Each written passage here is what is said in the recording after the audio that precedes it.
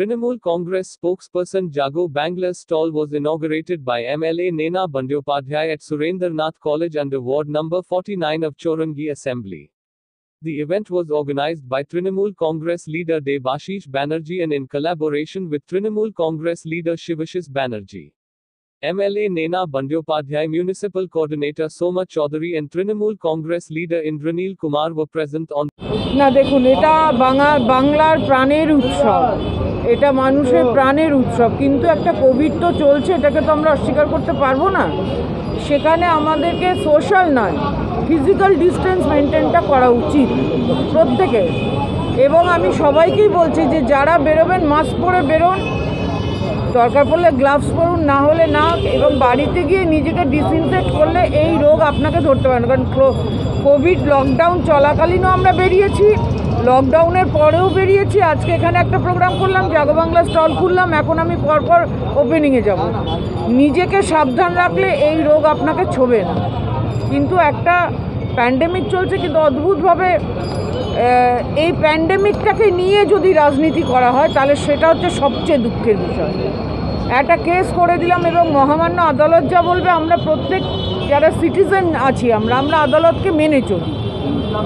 কিন্তু এমন একটা ঘটনা ঘটানো হলো যেটা একেবারে প্যান্ডেলেই ঢুকতে পারবে না, প্যান্ডেল কন্টেনমেন্ট জোন হয়ে গেল। তাহলে উৎসবটা কি করে হবে? উৎসব নয়, দরকার নেই, কিন্তু বাচ্চারা তো একটু ঠাকুর দেখতে চাইবে, তাদেরকে কোথায় পাঠানো যাবে?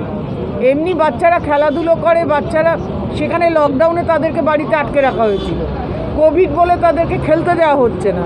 এবার যদি একটা ঠাকুরও না দেখতে পায়, এর চেয়ে দুঃখের বিষয় তো আর কিছু নেই। আমরা বলছি না যে সবাই মিলে ভিড় করে প্যান্ডেলে ঢুকে একেবারে ভয়ঙ্করভাবে সংক্রমণ করো, কিন্তু ছোট ছোট ছেলেমেয়েরা তারা একটু যাবে, মায়ের হাত ধরে একটু ঠাকুর দেখবে, দর্শন করবে।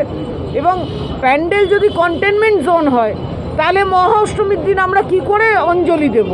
কারণ সবই তো কন্টেনমেন্ট জোন, মানে তার কাছে আমরা এগোতে পারবো না। তাহলে কোথায় যাব আমরা?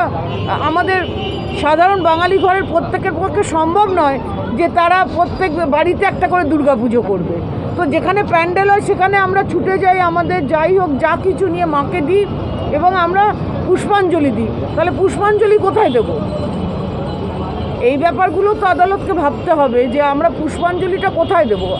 আর এটা আমাদের প্রাণের পুজো, আমরা উৎসব করতে চাইছি না, কিন্তু পুষ্পাঞ্জলি দেওয়া, সিঁদুরও খেলতে হবে না, যদি দরকার সিঁদুরে টাচিং হবে, কিন্তু দূর থেকে তো একটু পুষ্পাঞ্জলি তো দিতে হবে।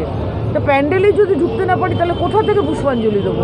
মায়ের পায়ে যদি অষ্টমীর দিন ফুল না দিতে পারি তাহলে একটা বছরে আবার অপেক্ষা করতে হবে। কিন্তু মহামান্য আদালত বললে আমাদেরকে সেটা মেনে চলতে হবে। এটা একটা দুবিধার ব্যাপার।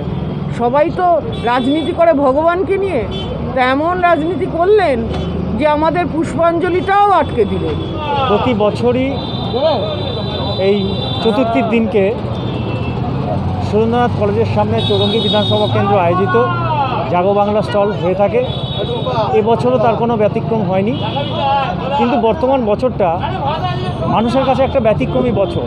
আপনারা সকলেই জানেন যে কোভিড মহামারী সারা বাংলা তথা সারা বিশ্বকে গ্রাস করে ফেলেছে, কিন্তু তার বিগত 8 মাস ধরে প্রচুর মানুষ তাদের নিজেদের জীবনের সাথে তাদের লড়াই করে যাচ্ছে। কি করে মানুষ বেঁচে থাকবে, কি করে মানুষ এই কোভিড মহামারীকে দূর করবে, কিন্তু তার মধ্যে উৎসব এসেছে। উৎসবে আমাদের প্রত্যেককে সামিল হতে হবে, কিন্তু সামাজিক দূরত্ববিধি মেনে প্রত্যেককে আমাদের এই উৎসবে অবশ্যই সামিল হতে হবে। দেখুন, কোর্ট রায় দিয়েছে, কোর্টের রায়ের ওপর কোনো কথা বলাটা ঠিক নয়, কিন্তু একটা কথা ঠিক যে আমাদের নেত্রী নয়না বন্দ্যোপাধ্যায় কিছুক্ষণ আগে সেই স্টলটা উদ্বোধন করেছেন।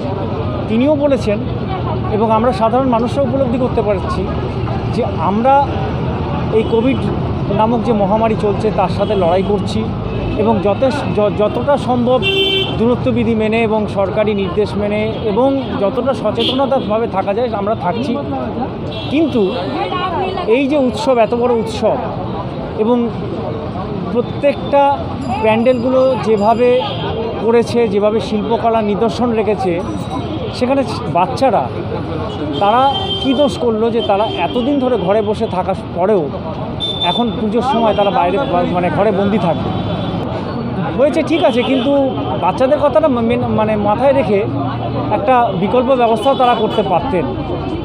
মানুষকে একটাই বার্তা দেব, এই যে আমাদের নেত্রী মমতা বন্দ্যোপাধ্যায়, বাংলার মামাটি মানুষের নেত্রী, বাংলার আপসীন সংগ্রামী নেত্রী, তিনি করোনা নামক যে মহামারী গত মার্চ মাস থেকে শুরু হওয়ার পরে তিনি যেভাবে রাস্তায় নেমে মানুষকে সচেতন করেছেন, আমার মনে হয় না যে নতুন করে আর কোনো সচেতনতার জন্য কোনো রকম কিছু একটা বিধি চাপিয়ে দিয়ে সাধারণ মানুষকে বিব্রত করতে হবে। এমনিতেই মানুষ মাস্ক পরছেন, স্যানিটাইজার ইউজ করছেন। আমার নাম অভিজিৎ ঘোষ।